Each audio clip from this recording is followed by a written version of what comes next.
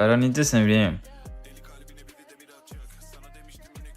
Az görək səsi bir.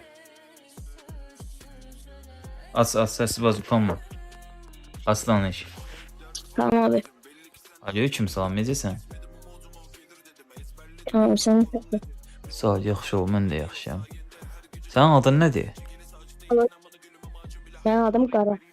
Öyle əsl adın Qaradır. Ha. Nə qəşəng adın var Qara.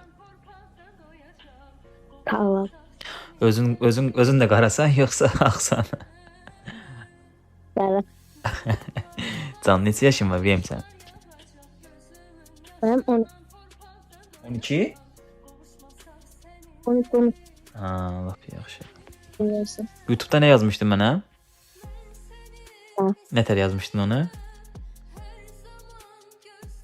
Yazmıştım ki Uşaqlar Bayramı münasibətində mənimlə oynayarsan.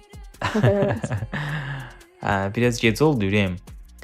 Amma ki sənin yorumunu oxudum, səndən oynayacağam. Abi belə inanmırdım ki əkləyərsən. Hələ belə yazırdım. Amma yəni əklədim. Tamam.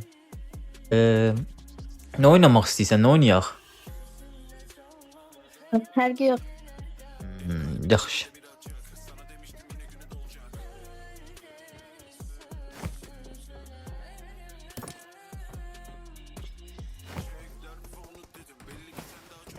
I got 5 eliminations just now.